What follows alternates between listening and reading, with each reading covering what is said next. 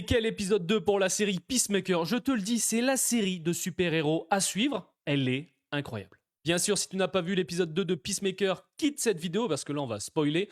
Mais clairement, j'adore toujours le style. Oui, ok, le générique, je te le dis clairement, il est fun, mais je préfère largement la musique qu'ils avaient mis dans la première saison. Mais bon, dans les commentaires d'ailleurs ce que t'en penses avant qu'on attaque cette critique de cet épisode 2.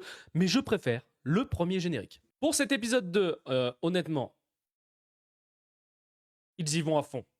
Quand tu vois Peacemaker, qui découpe en morceaux avec Adrian Chase, Vigilante, d'ailleurs ce Vigilante est encore un cran au-dessus de la saison 1, il est encore plus taré. Ils sont en train de découper le corps du Peacemaker de l'autre univers. Le mec est content. Le mec est fun, il est content de faire ce qu'il fait, tu vois. J'adorais la scène où on voit aussi John Cena, donc Peacemaker, remettre le corps plusieurs fois dans la mallette. Le mec ne s'arrête jamais. Honnêtement, la meilleure partie de l'épisode.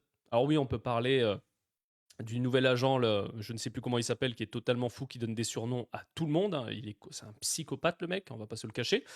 Par contre, la scène la plus badass, c'est Eglouné. Eglouné, enfin, un moment vraiment badass, tu vois. Oui, c'est poussé, c'est totalement décalé. Beaucoup vont dire non, mais c'est pas réaliste du tout.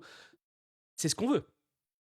On voulait un moment comme ça avec Eglouné. Et honnêtement, la scène est badass. Quand il lui arrache l'œil, c'était dégueulasse. J'adore aussi le côté où on nous montre comment Rick Flag Senior est arrivé à contrôler l'Argus. Le président l'a nommé chef de l'Argus. On voit que directement la première chose qu'il fait, et c'est tout à fait logique, il demande le document classifié pour la mort de son fils. On voit vraiment la colère et la rage de Rick Flag. On n'est pas prêt. On le sait qu'il y aura un fight. On l'a vu dans les trailers que ils allaient se battre avec Peacemaker. On le sait très bien que Rick Flag va le défoncer, hein, clairement.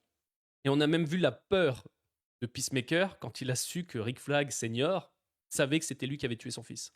Donc à mon avis, ça va être très complexe. Là, on le voit qu'à la fin, Peacemaker, il est totalement bourré. Voilà, il aimerait bien être avec Harcourt, mais clairement, tu vois que dans son univers, c'est pas trop ça. Elle est un peu perdue aussi, etc.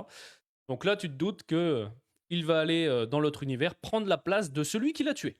À mon avis, ça va être très compliqué. Alors beaucoup théorisent en disant que Peacemaker va rester dans cet univers. Je ne pense pas, honnêtement. Je ne pense pas parce que dans le récap qu'on a eu de la saison 1 de Peacemaker, James Gunn a changé justement le fait, la Justice League qui est arrivée, il a changé les membres. Donc c'est remis à niveau, tu vois. On est vraiment dans l'univers. Alors oui, c'est complètement décalé. Beaucoup vont dire que c'est totalement con, mais clairement, je trouve ça très très bien. Mais là, je trouve que là, il va certes aller dans l'autre univers, mais il va revenir dans le sien. C'est sûr et certain qu'il reviendra dans le sien. Après, peut-être que je me trompe, mais ça m'étonnerait qu'il reste dans cet univers.